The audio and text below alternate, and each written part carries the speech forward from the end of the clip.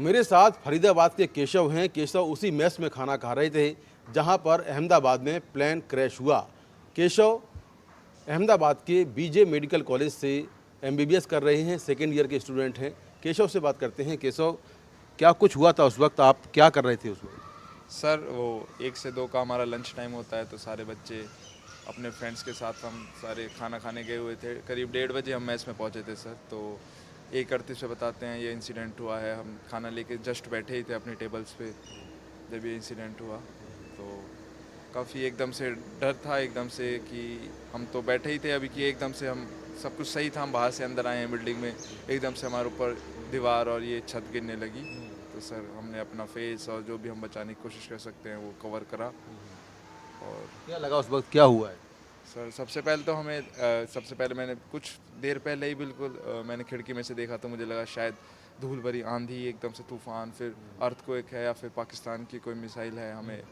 Sir उस time पे जो भी दिमाग में आ रहा था वो यही सब था। और सर जब मैंने अपना फेस क्लियर करा, अपने हाथों को हटाया फेस से, जब मैंने देखा कि ऊपर कार सूटकेस फटे हुए हैं लोगों के, तो मुझे थोड़ा एक शक था कि हाँ सर ये प्लेन क्रैश हुआ है। एयरपोर्ट भी काफ़ी नज़दीक था, तो मेरा माइंड उस तरफ गया कि शायद कोई प्लेन क्रैश हुआ है।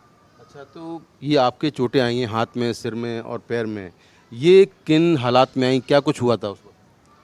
सर जैसे हम बैठे थे तो मेरे जब जिस तरफ मैं फेस कर रहा था उस तरफ वाली दीवार मेरे ऊपर आई थी सर। तो उस तरफ से प्लेन एंट्री ली थी हमारी बिल्डिंग में। तो प्लेन जैसे सर हमारी तरफ आ रहा था तो मैंने अपने फेस को कवर करने के लिए पहली बात तो हाथों को अपने ऊपर करा, तो इसलिए यहाँ पे मेरे स्टिचेस आए हैं। और जैसे सर मैं पीछे गिरा तो पीछे भी टेबल्स थे जैसे मैं बैठा था, उसके स्लैब जो होते हैं सर, वो उसने शायद मेरे सर को यहाँ से चोट दी है सर। और पैरों में सर मेरी लोअर बॉडी उसमें मलबे में दब गई थी, तो उसी में से किसी में से मेरे को ये सारी जो डीप मसल इंजरी और ये सब हैं चोटें वो वहाँ से आई हैं। आपकी टेबल में कुल कितने लोग बैठे हुए थे और उस पूरे मैस में कितने लोग बैठे होंगे? और जब ये प्लेन गिरा उस वक्त वहाँ पर क्या हालात? उस फ्लोर पे मेस पे हम करीब 50 बच्चे खाना खा रहे थे उस टाइम पे। आते जाते रहते हैं बच्चे, और हमारे टेबल पे करीब सर हम छः बच्चे बैठे थे हम सर। और सर उस टाइम जैसे ही गिरा तो जो बच्चे सही थे उनने सबसे पहले अपना एग्जिट की तरफ रास्ता लिया, और जिनको चोट थी उनने बचाओ, जो दबे हुए थे उनकी चीख पुकार। और सर जो एक धूल से अंधेरा भी वहाँ पे छा गया था सर। और पीछे से दूसरी दुर्घटना ये हुई सर कि मेस के जो सिलेंडर हैं जिनमें खाना बनता है सर वो ब्लास्ट होना शुरू हो गए थे। तो एक नया हड़कंप वहाँ से भी मचा बच्चों में कि यहाँ से निकलो, जल्दी से एग्जिट की तरफ बढ़े सब। और कुछ लोगों ने हमें बचाने की मदद करी, हमें कोशिश करी हमें बचाने की। और सर काफ़ी दर्दनाक मंजर था सर। मैस में कुल कितने फ्लोर हैं और ये पूरी जो घटना हुई, जो पूरा नुकसान हुआ, वो किस फ्लोर पर हुआ? सर मैस में 2 फ्लोर हैं सर, एक ग्राउंड फ्लोर है, एक फर्स्ट फ्लोर जिस पे हम खा रहे थे। दोनों में सेम सेम ही पूरा लेआउट है, ऊपर भी वही बच्चे खा रहे थे, ऐसे 50 नीचे भी 50। पर इम्पैक्ट जो था सर वो मेजरली फर्स्ट फ्लोर पे ही आया है सर। ग्राउंड फ्लोर तो सेफ ही था जहाँ मुझे नॉलेज है। तो आप तो आपके चोट लगी, बाकी लोगों का उस समय क्या हाल था, जो और आपके आसपास दोस्त थे? सर जो मेरे टेबल पे थे सर उनमें से 3-4 लोग तो हम एक साथ एक जैसे सिचुएशन में बिल्कुल दबे हुए थे, हम एक साथ बैठे थे। कुछ लोग उस टाइम मूवमेंट भी नहीं शो कर रहे थे सर। और कुछ लोग कुछ लोग जो सही थे वो चोटिल थे, वो वहाँ से निकलने की कोशिश कर रहे थे। और हम जो दबे हुए थे हम वहाँ से लगातार कोशिश कर रहे थे कि यहाँ से बाहर निकला जाए। हमारे पैरों पे पिलर था सर, मेरी थाइस के ऊपर, तो हम उसे हटाने की कोशिश कर रहे थे। एड्रेनलिन रश था सर उस टाइम, तो मतलब हमें चोट का दर्द नहीं हो रहा था, बस वहाँ से निकलना हम चाह रहे थे। कैसे फिर निकले वहाँ से, कितना मुश्किल था निकलना? सर पहले तो हमने उसे लिफ्ट करने की कोशिश करी कि उठा के इसके नीचे से निकलें, फिर सर वो नहीं हो पाया। और जब सिलेंडर की ब्लास्ट की जो फायर आगे बढ़ने लगी तो हमें एक नया डर था, तो फिर हमने अपना थोड़ा माइंड यूज़ करके हम उसमें से स्लाइड हो के निकले सर। एक तरफ से वो उठा हुआ था पिलर, तो उसमें से स्लाइड हो के निकल के सर वहाँ से हम बाहर आए। फिर बाहर आप आए, बाहर तब तक भीड़ भी जुट गई होगी उस वक्त तक। बाहर आकर क्या देखा आपने? काफ़ी भीड़ तो सर नहीं थी, लेकिन वही आसपास के लोकल्स जो थे वो इकट्ठा हुए हुए थे, और जो बच्चे ठीक थे वो भी नीचे निकल के देख रहे थे। और सर बाहर निकल के सब में डर का माहौल था, चीख चिल्ला बहुत ज़्यादा थी सर, सब चिल्ला रहे थे मदद के लिए।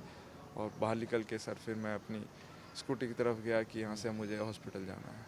तो आप स्कूटी से अपने गए हॉस्पिटल? नहीं सर, मैं अपनी स्कूटी की तरफ जा ही रहा था, फिर मेरा एक दोस्त वहाँ पे मुझे दिखा, फिर मैंने उसको रोका, उसके साथ बैठ के मैं अपने अपने ही हॉस्पिटल में चला गया सर। अच्छा, ये बताइए कि आपको एग्जैक्टली कब समझ में आया कि जो ये ऊपर कुछ चीज़ गिरी है, ये एक पैसेंजर्स प्लेन है? सर जब मैं हॉस्पिटल में एडमिट हुआ, जब मैंने मेरा दर्द थोड़ा कम हुआ, मैंने इधर उधर देखा कि काफ़ी पेशेंट्स आए हुए हैं, मेरे से पहले भी आए थे, मेरे से बाद भी आए जा रहे हैं। फिर मैंने डॉक्टर से पूछा है क्या हादसा हुआ है, तो उन्होंने मुझे बताया कि एक ये प्लेन क्रैश हुआ है। सर उस टाइम पे मुझे ये समझ नहीं आया था कि प्लेन क्यों क्रैश हुआ है, दो प्लेनों की टक्कर हुई है, क्या हुई है, कुछ नहीं, बस ये पता था कि प्लेन क्रैश हुआ है। और सर मैंने उस टाइम ज़्यादा ध्यान भी नहीं दिया, सच बताऊँ तो क्या हो रहा है। मैं तो बस अपना सेफ था कि मैं हॉस्पिटल आ गया हूँ। और आपने बहुत सारे अपने दोस्त खोए, वहाँ पर कई लोग जो है आपके टेबल के अलावा दूसरे टेबल पे जो बैठे हुए थे उनकी मौत हुई। आपने कोई ऐसा आपका खास क्लोज फ्रेंड है जो आपने खोया हो? हाँ सर, हमारे बैचमेट्स कुछ हमने खो दिए हैं। काफ़ी हम एक साथ ही हम पढ़ते थे, एक साथ हमारा एडमिशन हुआ। सर काफ़ी, ये बड़ा सदमा है आपके लिए। हाँ सर, बड़ा सदमा है, हमें याद आती है सर। अच्छा, तो जब आप पहुँचे अस्पताल तो वहाँ पर किस तरह से सब कुछ चल रहा था, क्योंकि इतना बड़ा हादसा हुआ था? इलाज में क्या देरी हुई या तुरंत आपको एडमिट किया गया, किस तरह से क्या चला था? सर इमरजेंसी सिचुएशन थी, पेशेंट्स आए जा रहे थे, तो हॉस्पिटल में इमरजेंसी कोड होता है सर, उसको लागू किया गया। तो सारे डॉक्टर्स को वहाँ पे डिप्लॉय किया गया कि आप ट्रॉमा सेंटर में आओ, यहाँ पे पेशेंट्स ज़्यादा आ रहे हैं। ऑपरेशंस अबॉर्ट किए गए जो अभी चल रहे थे, मुझे पता चला। सर डॉक्टर्स ने काफ़ी अच्छे से मैनेज किया सर, और सबको उन्होंने जो भी ज़रूरत की चीज़ें थी, उनको टेटनस का इंजेक्शन हो या फिर किसी को सलाइन चढ़ानी है, सब वुंड्स को क्लियर करना, सब सर काफ़ी अच्छे से हुआ। आपको कब मालूम चला कि आपके कई सारे साथी जो है इस पूरी घटना में मारे गए हैं, उनकी मौत हो गई है, या आपके जो क्लोज फ्रेंड है वो मारे गए हैं, ये आपको कब बताया गया? सर उस दिन तो ऐसी कोई न्यूज़ मेरे तक नहीं लाई गई थी सर, पेशेंट्स को बताने नहीं दे रहे थे ऐसा कुछ हुआ है। अगले दिन लेकिन सर सुबह मुझ तक ये न्यूज़ आई कि हमारे साथी कुछ नहीं रहे हैं इस दुर्घटना में। और सर कुछ को ज़्यादा चोटें भी हैं, मेरे से भी ज़्यादा चोटें हैं सर, वो अभी भी मेरे हिसाब से उनको अभी डिस्चार्ज नहीं मिला है। तो सर जब जाके अगले दिन पता चला कि ये क्या क्या हुआ है सर, पूरी नॉलेज जो है वो आई। प्रधानमंत्री नरेंद्र मोदी भी आपसे मिलने आए थे, आपसे बातचीत भी की थी।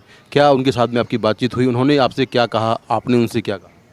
जी, प्रधानमंत्री मोदी जी मेरे से आए थे मिलने सर, मुझे याद है, मैं सुबह सुबह एकदम सो के उठा था तो मोदी जी मेरे साथ खड़े थे। एक मेंटल सपोर्ट मिलता है सर, ऐसे आपके देश के प्रधानमंत्री आपसे मिलने आए हैं। तो उन्होंने पहले मेरे से पूछा कि आप कहाँ के रहने वाले हैं, हरियाणा में भी स्पेसिफिक कहाँ के रहने वाले हैं, फरीदाबाद से हो आप।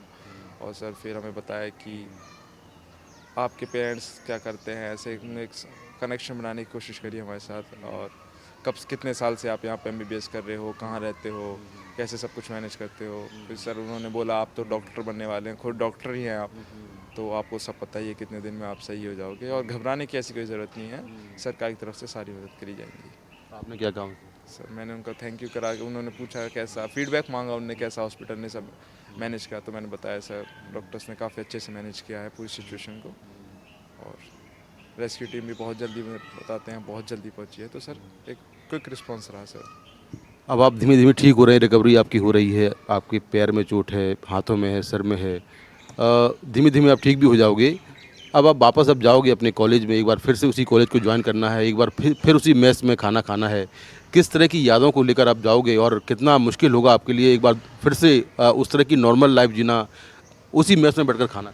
सर देखिए, नॉर्मल लाइफ तो मुझे लगता है काफ़ी समय, अगर हो भी पाई अगर नॉर्मल लाइफ, तो काफ़ी समय लेगी, क्योंकि हमें वो इंसिडेंट याद आएगा, हम खाना खाने जाएंगे, हम अपने फ्लैट पे आएंगे, हम क्लास में बैठे हैं, हमारे बैचमेट कुछ हमारे साथ नहीं है। तो सर ये तो काफ़ी दुखद रहेगा सर। और मैस में उसी में जाना, उसी टाइम वो हमारा खाने का टाइम है सर, एक मतलब हम हमारे लिए वो इन्जॉयमेंट रहता था, पढ़ाई से हम एस्केप करके वहाँ पे जाते थे। तो सर अब वहाँ पे भी एक ग्लूमी सा एटमॉस्फेयर रहेगा सर, कि यहाँ पे ऐसी दुर्घटना हुई। दोस्तों घर वालों से बात हुई आपकी? हाँ सर हुई है सर, सबसे तो नहीं हो पाई, अभी मैं खुद इंजर्ड हुआ सर, मेरा फ़ोन जो था जिसमें सारे नंबर और मेरा नंबर था वो सर वहीं पे गिर गया है, तो मैं थोड़ा डिस्कनेक्टेड हूँ सर उनसे सबसे।